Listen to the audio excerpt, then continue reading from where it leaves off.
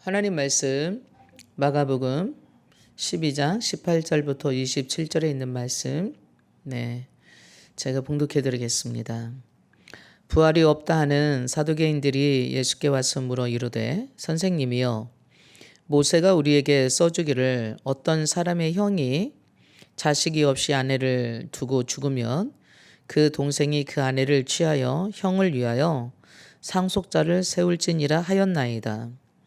7형제가 있었는데 마지가 예수를 아내를 취하였다가 상속자가 없이 죽고 둘째도 그 여자를 취하였다가 상속자가 없이 죽고 셋째도 그렇게 하여 일곱이 다 상속자가 없었고 최후에 여자도 죽었나이다. 7사람이 다 그를 아내로 취하였으니 부활 때 곧 그들이 살아날 때에 그 중에 누구의 아내가 되리이까. 예수께서 이르시되 너희가 성경도 하나님의 능력도 알지 못함으로 오해함이 아니냐. 사람이 죽은 자 가운데서 살아날 때에는 장가도 아니가고 시집도 아니가고 하늘에 있는 천사들과 같으니라. 죽은 자가 다시 살아난다는 것을 말할진대 너희가 모세의 책 중 가시나무 떨기에 관한 글에 하나님께서 모세에게 이르시되 나는 아브라함의 하나님이요 이삭의 하나님이요 야곱의 하나님이로라 하신 말씀을 읽어보지 못하였느냐. 하나님은 죽은 자의 하나님이 아니요 산 자의 하나님이시라. 너희가 크게 오해하였도다 하시니라. 아멘.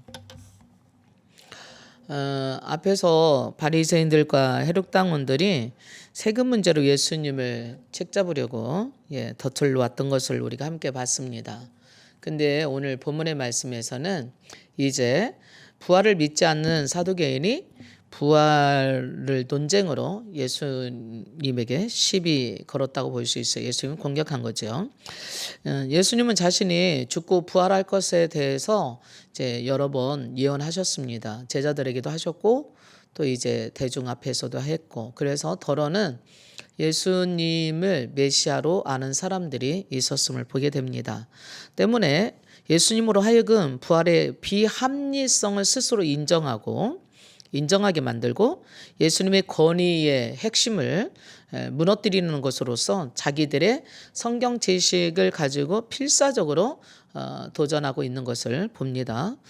자, 이러한 사두개인들의 그러한 도전, 그러한 질문에 예수님께서는 부활 이후의 세계에는 시집가거나 장가가는 게 아니라 천사들과 같은 존재가 되어서 차원이 다른 삶을 살게 된다는 것이죠.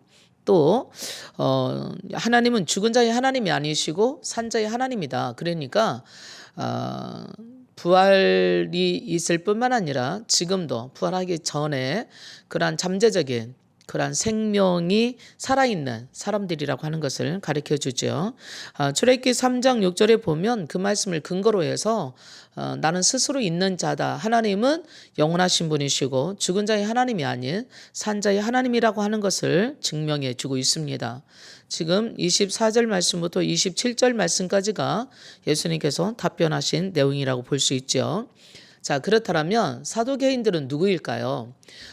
다윗 왕과 솔로몬 왕 시대 때에 제사장을 지냈던 사독이 있습니다. 대개는 이 사독의 후예들이 사두개인들이었을 거라고 그렇게 예측을 하고 있겠지요. 그래서 바리새인들과 예스네파 사람들과 함께 그 당시에 예수님 당시에 유대 3대 종파 하나로서 위치를 확보하고 있었고요. 그렇게 사람들에게 알려지고 인기 있는 것은 아니었습니다. 그럼에도 불구하고 그렇게 많은 무리가 아닐 것 같은데도 불구하고 그들은 정치적으로나 종교적으로 상당한 영향력을 미치는 그러한 집단이 되어져 있었습니다. 이처럼 사두개인들은 당시에 지도층으로서 아주 이성적이고 합리적이고 실질적인 사람들이었어요. 그래서 그들에게는 현실적인 사람, 현실주의자들이어서 눈에 당장 보이는 물질적인 거, 현세적인 거, 그런 것들을 더 중요시 여기고 부활이나 아니면 영이나 천사 같은 실체에 대해서는 믿지 않는 경향들이 있었습니다. 그래서 다른 종교 지도자들과 함께 바리새파나 아니면 뭐 예스네파나 뭐 제사장이나 이런 서기관들 이런 사람들과 함께 아주 뚜렷한 그런 대립의 각을 세웠던 그런 종파 중에 하나입니다. 그런데 어떻게 보면 신학적으로 그리고 교리적으로 또 관계가 그렇게 좋지 않았어요. 이 사두개파 사람들은 현실주의자들이었고 또 헤로당과의 그런 정치적인 그 입지를 가지고 어떻게 하면 잘 먹고 잘 사는 것인가 더 부유하게 되고 이런 것들에 대해서 정권에 아부하고 거기에 붙어서 오히려 현실주의적인 사람이라 영적인 바리새들과는 잘 맞지 않았음에도 불구하고 예수님을 자기들의 걸림돌이라고 생각하고 예수님을 무너뜨리는 데 있어서는 모두가 한편이 되고 말았음을 보게 됩니다. 18절 말씀부터 23절에 있는 말씀을 가지고 바리새인들은 예수님의 부활에 대한 예언이 얼마나 비합리적이고 예수님이 가지고 있는 권위를 스스로 무너뜨리게 하기 위해서 그들에게 신명기 25장에 있는 이스라엘 민족에게 아주 특별한 결혼법이 있어요. 그거를 대개결혼법이라고 하는데 그것을 가지고 과연 부활이 있다라면 그 여인은 누구의 아내가 되겠느냐는 그런 질문을 던집니다. 오늘날 우리의 생활과는 참 많이 생소한 그런 질문입니다. 쉽게 이해할 수 있는 그런 부분은 아니에요. 그러나 그 당시는 일부 다처주의로서의 상당히 깊게 생각해야 될 그러한 문제 중에 하나였습니다. 사두개인들은 예수님의 부활을 믿지 않을 뿐만 아니라 모세 오경 이외에는 구약 성경의 다른 성경들을 거의 인정하지 않았습니다. 모세 오경만 그들에게 써준, 그래서 그들이 묻는데도 모세가 우리에게 써준 글에 따르면 뭐 이렇게 말하고 있어요. 그래서 신명기 25장 5절 말씀부터 6절에 있는 말씀은 그들이 지금 말하고 있는 어떤 한 사람이 장가를 갔어요. 근데 대를 이어야 될 자녀를 두지 못하고 죽으면 그 여인을 동생이 아내로 맞이해서 살다가 첫 번째 나는 그 자녀를 형을 위해서 대를 이었도록 줘야 돼요. 그러니까 내가 데리고 살지만 내 아내로 살지만 그 자녀는 형의 아들이 되는 거죠. 근데 그 아들도 대를 이어야 될 아들을 못 낳고 그 남자가 죽었어요. 그러면 또 셋째가 그리고 넷째가 이런 식으로 7형제가 있는데 7형제가 그 여인을 아내로 다 맞이하고 뭐 대를 이을 자녀를 낳지도 못하고 죽었단 말이죠. 그리고 그 여인도 나중에 죽었다. 부활이 있다라면 부활 후에 이 여인은 다 부활할 건데 7형제가 다 부활할 건데 누구의 아내가 되겠느냐고 하는 그런 질문을 하고 있는 것입니다. 자, 그렇다면 왜 모세에게 하나님께서는 이스라엘 민족에게 대개결혼법이라고 하는 것을 주셨을까요? 그 당시에 그럴 만한 이유가 있었다는 얘기입니다. 첫째, 그럴 만한 이유를 우리가 한번 살펴보고 오늘 우리에게 어떤 의미를 주시는지 한번 보도록 하겠습니다. 첫째, 대개결혼법이라고 하는 것은 바로 형이 자녀를 낳지 이 대를 이을 자녀를 낳지 못하고 죽으면 동생이 데려다가 살고 또 그 동생이 또 그런 식으로 대를 이어서 대를 잇기 위해서 결혼하는 거죠. 이것을 주신 것은 첫 번째 그야말로 대가 끊기지 않기 위해서입니다. 그러면 대가 끊기지 않기 위한 것이 왜 그렇게 중요하냐 이것이죠. 이스라엘 민족들에게 있어서는 창세기 3장 15절에 아담이 선악과를 먹고 저주를 받은 다음에 여자의 후손이 이 세상에 태어나게 될 것이면 그를 통하여서 바로 메시아가 태어날 것이고 그리고 그를 통하여서 세상을 구원하실 그러할 사람이 나게 할 거라는 약속을 받은 거예요. 그렇다고 생각한 거예요, 저들은. 그렇기 때문에 그들에게 대가 끊기면 안 되는 이유는 마치 형벌과 같은 그렇게 취급당했고요. 어떤 경우에도 예수 그리스도가 탄생해야 되니까 그리고 어떤 가문을 통해서 예수님이 탄생할지 모르기 때문에 하나님이 선택받은 백성이라고 한다면 그게 누가 되었던지 간에 어떤 경우에도 대를 끊기지 않아야 된다고 하는 사상이 있었습니다. 그래서 대개 결혼을 통하여서 계속 대를 이어가는 것은 오실 예수님 메시아를 기다리는 표이기도 합니다. 두 번째 그들에게 대개 결혼법을 주신 이유는 그야말로 이제 이스라엘 백성 안에 여성을 보호하기 위한 사유의 보장자라고도 볼 수 있어요. 남편이 죽으면 그 여인은 극도로 연약해지는 거죠. 지금처럼 뭐 여성이 직업이 있는 게 아니고 그야말로 남성 위주 시대에서 남자에게만 모든 권한이 주어졌던 그 시대에 그 남자가 죽음으로 인하여서 그 가정의 모든 재정적인 것이나 모든 세상의 권력적인 모든 것들이 무너지는 거지요. 그러다 보면 이 여인은 남편을 잃고 얼마나 많은 어려움이 있겠어요. 그러면 먹고 살기 위해서 어떻게 해야 되겠어요? 이 여인은 자기에게 아무런 권리가 없으니까 누군가에게는 시집가야 되겠죠. 그런데 자기 동족에게 간다면 모르겠지만 이방인에게 갈 수도 있고요. 더군다나 다른 사람에게 간다라면 남편이 죽으면 그거 하나는 또 여자에게 재산이 돌아가게 돼 있어서요. 그 재산을 가지고 가버리면 결국은 어떻게 될까요? 네, 재산을 손실하게 되는 거예요. 그 집안의 재산을. 그래서 첫째는 이 연약한 여인을 보호하기 위한 걸로. 세 번째는 외부로부터 우리의 재산이 유출되지 않도록, 손실되지 않도록 하기 위해서 여인 그 대개 결혼법을 주셨음을 보게 됩니다. 여호수아가 가나안 땅을 정복하고 나서 12지파에게 모든 남자들에게는 재산을 다 상속했어요. 모든 가문에게 상속했죠. 모든 가문에게 자기 분깃을 상속받겠다는 얘기는 모든 남자들은 가문 재산을 상속받을 수 있는 자격이 생겼다는 얘기입니다.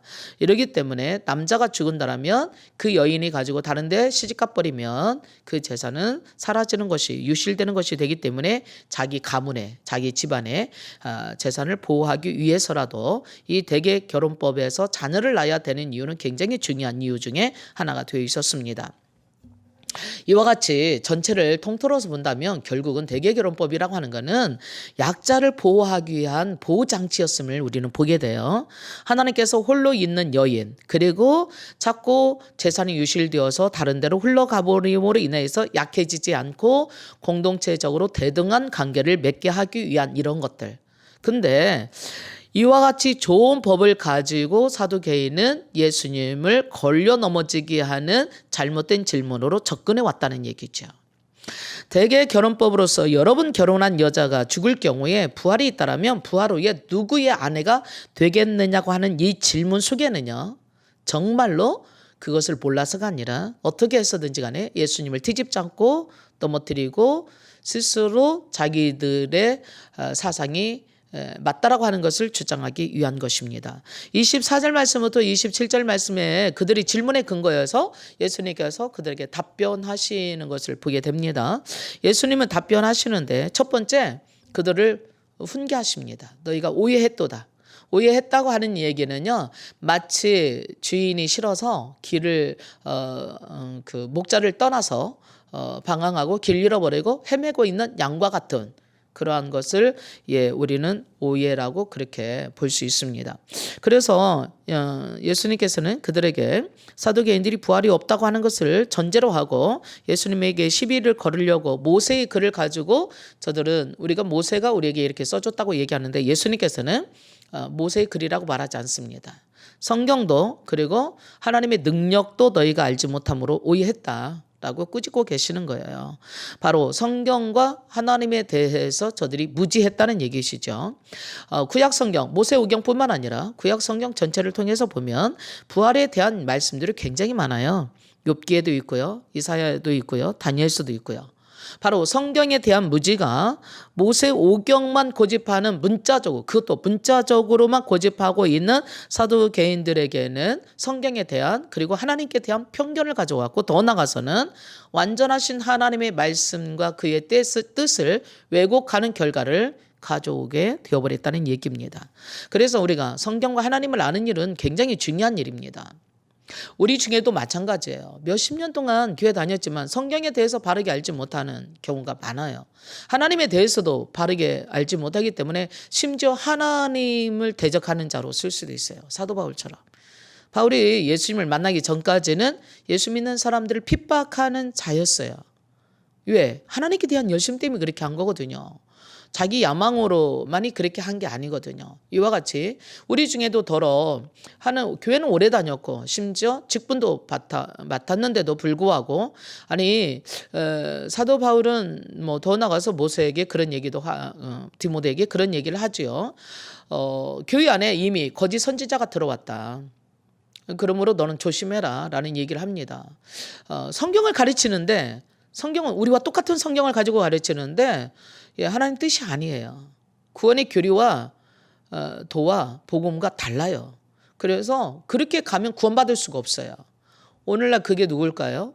네, 이단이에요. 우리는 그래서 사도 바울은 디모데에게 그런 말을 합니다. 너가 정말 하나님께 부끄러움이 없이 인정받는 일꾼이 되기 위해서는 하나님 말씀을 올바르게 알아야 돼. 누가 거짓 선지자일까요? 하나님의 말씀을 알긴 아는데 틀리게 아는 게 거짓 선지자예요. 우리 중에도 마찬가지예요. 그래서 우리가 성경을 공부하고 성경을 읽고 또 성경을 묵상하고 성경을 연구하고 하는 이유도 거기 있다고 볼 수가 있겠습니다. 근데 그 당시 사두개인들은 하나님의 말씀을 성경에 대해서 무지했어요. 하나님에 대해서도 무지했어요. 하나님의 능력에 대해서도 무지했어요. 그렇기 때문에 예수님에게 편견을 가지고 부활이라는 것을 가지고 예수님을 무너뜨리려고 했던 것을 보게 되죠. 세상을 창조하실 뿐만 아니라 또한 사망을 물리치시고 이기시고 우리 인간에게 영원한 생명을 선물로 주시기 위해서 하나님께서는 예수님을 이 땅에 보내셔서 십자가에 죽으시고 그리고 다시 부활하시고 그 예수님으로 말미암아 우리에게 영원한 생명을 주셔서 하나님의 자녀가 되게 하시고 그리고 우리에게 영원히 살게 하시기 위해서 하나님께서 성령 하나님과 함께 예수님이 하셨던 모든 일들을 우리에게 이루게 하신 거거든요. 그래서 예수님은 이 세상에 생명의 참 빛으로 오셨어요. 요한복음 1장에 보면 예수님이 이 세상에 생명의 참 빛으로 오셨는데 사람들이 그 예수님을 영접하기 싫어했더라 그랬어요. 왜 그랬을까요? 어둠에 속해 있기 때문에 그렇습니다. 그러나 그 예수님 참 빛으로 생명의 빛인 참 빛으로 이 땅에 오신 그 예수님을 영접하는 자, 곧 믿는 자에게는 하나님의 자녀가 되는 권세를 주셨는데 그것은 혈통으로나 육적으로나 사람의 뜻으로 난 게 아니라 하나님께로부터 난 것이라고 말씀하고 계십니다. 그래서 우리는요, 사람이 살아갈 동안에 하나님의 뜻 안에서 하나님의 생명이 없이는 영원한 생명을 누릴 수가 없는 것입니다. 그래서 25절에 예수님 그렇게 말씀하세요. 사람이 죽은 자 가운데서 살아날 때에는 장가가는 거, 시집가는 거 없고 하늘의 천사들과 같이 된다고 말씀하신 거예요. 사도 바울은 데살로니가 전서 4장 13절 말씀부터 18절에 있는 말씀을 가지고 데살로니가 교인들에게 예수님의 재림과 죽은 자의 부활에 대해서 그리고 그 결과에 대해서 아주 잘 말해주고 있습니다. 그래서 이 시간 저와 여러분은 왜 부활을 믿어야 되는가? 왜 예수를 믿어야 되는가? 부활이 없으면 어떤 사단이 벌어지는가? 그거에 대해서 생각을 좀 해보기 위해서 한번 읽어보도록 하겠습니다. 데살로니가 전서 4장 13절부터 제가 읽습니다. 형제들아 자는 자들에 관하여는 너희가 알지 못함을 우리가 원치 아니하노니 이는 소망 없는 자들과 같이 슬퍼하지 않게 하려 함이라. 우리가 예수께서 죽으셨다가 다시 살아나심을 믿을진데 이와 같이 예수 안에서 자는 자들도 하나님이 그와 함께 데리고 오시리라. 우리가 주의 말씀으로 너희에게 이것을 말하노니 주께서 강림하실 때까지 우리 살아남아 있는 자도 자는 자보다 결코 앞서지 못하리라. 주께서 호령과 천사장의 소리와 하나님의 나팔 소리로 친히 하늘로부터 강림하시리니 이는 그리스도 안에서 죽은 자들이 먼저 일어나고 그 후에 우리 살아남은 자들도 그와 함께 구름 속으로 끌려 올려 공중에서 주를 영접하게 하시리니 그리하여 우리가 항상 주와 함께 있으리라.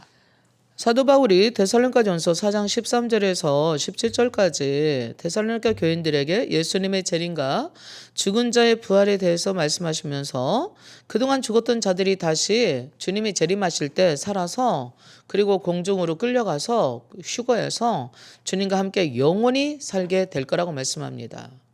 근데 마태복음 25장에 가면 바로 어떤 사람은 영생의 부활로 또 어떤 사람은 영벌의 부활로 그래서 어떤 사람은 천국으로, 어떤 사람은 지옥으로 가게 될 거다. 그때가 되면 천사들과 같은 영적인 존재가 되어서 시집가거나 장가갈 필요가 없고 새로운 존재가 된다고 말씀합니다. 그래서 그 하나님의 나라에는 눈물도 없고 한숨도 없고 질병과 고통과 죽음과 이별과 이런 것이 없지만, 그러나 영원한 음부, 영원한 지옥은 불과 유황에 타는 영원히 고통받는 곳에 갈 거라고 말합니다. 바로 우리 기독교는 이 영원한 생명의 나라, 곧 하나님의 나라를 꿈꾸며 소망하며 믿는 것입니다. 사두개인들은 이 땅의 삶이 부활이 없이 다음 세대에 이어진다고 생각했어요. 그렇기 때문에 이 땅에서의 가지고 있는 권력, 그러한 기득권층에 있었던 그들에게 있어서는 부활을 통하여서 새로운 세상과 새로운 관계가 펼쳐진다면 그들이 누렸던 모든 것들은 잃어버릴지도 모른다고 그들은 생각했겠지요. 그래서 부활을 인정하지 않았던 것이고, 그들의 내면에는 이 세상에서 누리는 모든 것들을 다음 세대에서도 이어가려고 하는 욕망이 숨어 있는 것을 우리는 볼 수 있습니다. 그런 그들을 향해서 예수님이 하신 말씀은 26절에서 27절에 있는 말씀이에요. 오늘 26절에서 27절에 죽은 자가 살아나는 것을 말할진대 너희가 모세의 책 중에서 가시나무 떨기에 관한 글에 하나님께서 모세에게 이르시되 나는 아브라함의 하나님이요 이삭의 하나님이요 야곱의 하나님이라고 하신 말씀을 읽어보지 못했느냐고 말씀하시면서, 하나님은 죽은 자의 하나님이 아니요 산 자의 하나님이라고 너희가 참 크게 오해했다고 그렇게 말씀하고 계십니다. 자, 사두개인들은 이처럼 모세에게 직접 말씀해 주신 말씀도 저들은 인정하지 않으려고 했던 것을 보게 돼요. 그 당시 살아 있었던, 육신적으로 생물학적으로 진짜 살아 있었던 모세에게 하나님께서는 말씀하시면서 그렇게 하신 거예요. 나는 아브라함이 하나님이고 이삭이 하나님이고 야곱이 하나님이야. 무슨 말씀일까요? 생물학적으로 모세는 살아 있었고 그 시대를 기준으로 한다면 아브라함이나 이삭이나 야곱은 이 세상을 떠난 사람들이에요. 육신적으로는 죽은 사람들이라는 얘기예요. 근데 하나님은 모세에게 말씀하시면서 모세와 동일하게 나는 그들이 하나님이야 지금. 근데 하나님은 죽은 자 하나님이 아니랬지요. 산 자의 하나님이시라 했지요. 그러면 아브라함과 이삭과 야곱은 살아있다는 거죠. 육신은 죽어 있지만 그들은 영적으로 살아서 지금 하나님이 그들과 함께 있다는 얘기인 것입니다. 그 증거로 누가복음 16장 19절에서 31절에 보면 거짓 나사로와 부자의 얘기가 나옵니다. 이 둘이가 지상에서 살았어요. 그러다가 죽었어요. 근데 하나는 아브라함의 품에 있고 하나는 펄펄 타는 지옥불에서 고통 중에 있었다라고 그렇게 표현하고 있어요. 바로 아브라함은 죽은 자가 아니었어요. 살아있는 자였어요. 마태복음 17장 변화산에서 예수님께서 기도하실 때에 갑자기 변화되어서 엘리야와 모세가 나타나서 이야기하는, 예수님의 죽음에 대해서 이야기하고 있어요. 자, 그 당시 지금 예수님 당시에는 변화산에서 예수님이 기도하시고 변화되어서 있었을 그 당시는 모세가 살던 시대보다 얼마큼 많이 지났어요? 네, 무려 2500년, 1500년 이렇게 지났던 시대예요. 엘리야가 살던 시대도 정말 한참 지났던 시대이죠. 근데 몇천 년 전에 살았던 사람들이 변화산에서 예수님과 똑같이 이야기를 나누고 있어요. 자, 그렇다면 그들은 죽은 걸까요? 살은 걸까요? 엘리야는 불병거 타고 하늘에 올라갔으니까 하늘에서도 살았다고 봐야 되겠죠. 그러면 그 하늘나라가 있다는 증거겠죠. 또 모세가 죽은 다음에 예수님이 태어나셨던 것들은 모세보다 1500년 전에 살았던 사람이었기 때문에 그러한 모세가 지금 살아서 예수님과 함께 대화하고 있었다는 얘기는 지금도 모세는 살아있고 엘리야도 지금 살아있다고 우리는 그렇게 볼 수밖에 없는 거죠. 하나님은 하나님 나라는 죽은 자만이 가는 나라가 아니고요. 오늘 지금도 저와 여러분은 여기에서 부활의 생명을 가지고 하나님 나라를 누리면서 살 수 있다고 말하는 증거가 되겠습니다. 육신으로는 죽은 자는 죽어서 흙으로 돌아가지만 그러나 영으로는 낙원에서 예수님의 재림의 날까지 예수님의 재림을 기다리면서 그렇게 지내고 있겠지요. 우리가 마음으로 예수님을 나를 위해서 죽으시고 살아나신 그런 하나님으로, 그리고 예수님이 내 인생에 나를 위해서 죽으시고 살아나심으로 내 모든 죗값을 지불하신 인생의 주인으로 고백한다면 우리 영은 하나님의 생명으로 구원받아 하나님의 자녀가 되고, 더 나아가서 죽음을 이긴 새로운 피조물로 하나님 나라의 상속자로 그렇게 살아갈 수 있는 저와 여러분이 될 수 있는 것입니다. 자, 우리의 육신은 우리의 영이 사는 거처에 불과하다는 얘기죠. 그래서 고린도후서 5장 1절에는 우리의 장막집이 무너지며 하나님이 손으로 짓지 않은 집, 영원한 집이 있는 줄을 우리가 아느니라고 말씀하고 계십니다. 하나님은 죽은 자의 하나님이 아니십니다. 하나님 지금도 살아계십니다. 그리고 아브라함도 이삭도 야곱도 살아있다고 말씀하십니다. 모세도 물론 살아있겠지요. 엘리야도 살아있겠지요. 육신으로는 벌써 몇천 년 전에 죽은 아브라함, 이삭, 야곱, 모세, 엘리야, 그들은 지금 하나님께 살아서 함께 있음을 말해주고 있습니다. 자, 그렇다면 우리에게 적용해 볼까요? 자, 살아있는 몇천 년 전에 살았지만 그들의 영이, 육신은 흙이 되어서 흙으로 갔지만 그들의 영이 살아서 지금 하나님과 함께 누리고 있다면 우리도 하나님과 함께 누릴 수 있다는 얘기입니다. 그럼 어떻게 누릴까요? 그것은 예수님께서 우리를 위해서 이 땅에 오셔서 죽으시고 부활하셔서 영원한 생명을 가져오셨기 때문에 가능한 것입니다. 그래서 사도 바울은 고린도전서 15장에 부활이 없다라면, 예수님의 부활이 없다라면 우리도 부활이 없을 것이고, 예수님의 부활이 없다라면 영원한 생명도 없을 것이고, 예수님의 부활이 없었다라면 우리의 믿음도 헛것이고, 예수님의 부활이 없었다라면 우리가 다시 살아날 것도 없을 것이고, 우리가 이 세상의 인생의 전부라면 우리는 어쩌면 예수 믿지 않는 저 세상의 불신자들보다 더 가장 불쌍한 사람, 가장 어리석고 미련한 사람이 될 것입니다. 예수님은 진정으로 하나님은 영원하시다라고 우리에게 가르쳐주고 계십니다. 영원하신 하나님이 육신의 몸을 입고 이 땅에 오셔서 우리를 구원하시기 위해서 죽으셨다가 다시 살아나셔서 우리에게 보여주신 분이 예수 그리스도의 영원한 생명입니다. 바로 그게 성령 하나님이십니다. 그러므로 우리의 모든 구원, 이 세상에 살아가는 모든 것들은 하나님의 생명을 가지고 우리 가운데 계시는 하나님의 성령으로 살지 않고는 살아갈 수가 없습니다. 나사로가 죽었을 때에 나사로를 살리기 위해서 예수님이 찾아갔습니다. 그러나 마르다는 말합니다. 주님이 계셨더라면 우리 오라버니가 죽지 않았을 건데. 근데 예수님은 희한한 말씀을 하십니다. 나는 부활이고 생명이다. 나를 믿는다면 네가 죽어도 살겠고 살아서 믿는 자는 영원히 죽지 않는다고 말씀하십니다. 그러자 마르다가 믿는다고 말합니다. 그럴 때에 그래, 나를 믿는다면, 내 말을 믿는다면 네가 영광을 보게 될 거라고 드디어 예수님은 나사로를 살림으로 부활의 증인으로서 그에게 보여주셨습니다. 지금 오늘 또 우리에게 예수님께서는 영원한 생명으로 부활의 주님이 우리에게 오셔서 부활을 부인하려고 하는 수많은 사람들에게 이미 우리에게 증거로 나타나 주고 계십니다. 아담 한 사람으로 말미암아서 사망이 우리에게 들어와서 모든 사람이 죽은 것 같이 예수님 한 사람으로 말미암아서 우리에게 모든 사람이 살게 하시기 위해서 오셨습니다. 죽은 자가 다시 살아나지 못할 것 같으면 우리는 내일 죽을 테니까 먹고 마시자고 그럴 거 아니겠습니까? 그리고 우리가 예수 믿어야 될 이유가 없지요.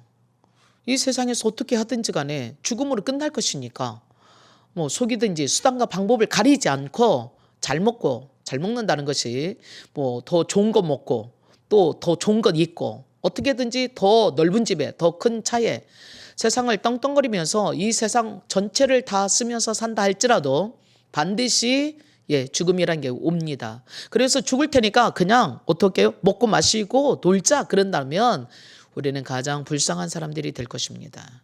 그래서 사도 바울은 말합니다. 속지 말라고. 악한 동무들은 선한 행실을 더럽히나니 깨어 의를 행하고 죄를 지치 말라고 말합니다. 더 나가서 고린도후서 5장 10절에는 분명하게 이렇게 말하고 있습니다. 우리가 다 반드시 그리스도의 심판 앞에 나타나게 되어 각각 선악간에 그 몸으로 행한 것을 따라 받게 될 것이라 함이니라 말했습니다. 맞습니다. 오늘 우리는 오해하지 말아야 됩니다. 사도개인들은 크게 오해했습니다. 성경도 모르고 하나님도 모르기 때문에 그렇습니다. 헬라어로 오해한다는 얘기는 플라나스텐드라는 말인데 그 얘기는 마치 목자를 따르지 않고 지 멋대로 뛰쳐나가서 자기 멋대로 살았던 양과 같이 오늘 우리도 하나님 알지 못한다라면 갈 바를 알지 못하고 헤매고 방황하는 양이나 다를 바가 없습니다. 또한 떠돌이 별처럼 어디로 가야 될지 방향을 잃어버리고 헤매다가 떨어져 버리는 별과 다를 바가 없는 삶입니다.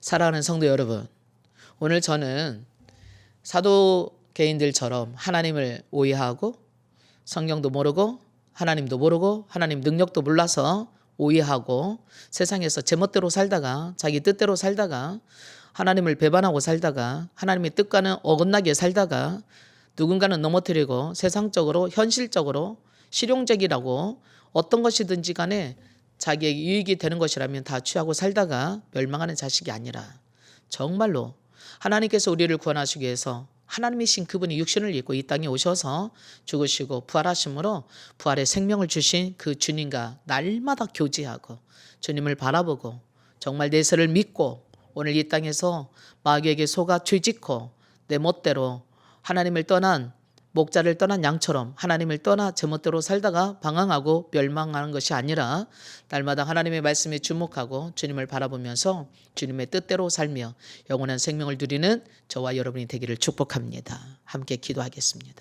참 좋으신 하나님, 오늘도 사도개인들처럼 영적인 무지로 하나님께 대한 무지로 성경에 대한 무지로 이 세상의 전부인 것처럼 세상의 명예, 세상의 권력, 세상의 물질이 다인 줄로 착각하고 속고 살다가 정말 하나님 마지막 예수님의 재림 때에 주님의 심판대 앞에 섰을 때에 가슴을 치며 통곡하는 자들이 아니라 보이는 것은 잠깐이고 보이지 않는 것은 영원하다 말씀하신 주님의 말씀에 근거해서 그리고 반드시 우리 모두는 다 우리가 행한 대로 심판받아야 될 하나님의 심판대 앞에 있을 거라고 생각하며 믿고 죽는 것은 정해 있으나 죽은 다음에 하나님의 심판이 우리를 기다리고 있는 그 현실 앞에 부인하지 아니하고 주님과 날마다 교제하고 살아있으나 주님의 생명으로 살며 날마다 말씀 가운데 순종하며 살면서 주님의 나라에 착하고 충성된 종이라고 참 잘했다고 칭찬받을 수 있는 영원한 생명을 위해서 달려가는 우리 모두가 될 수 있기를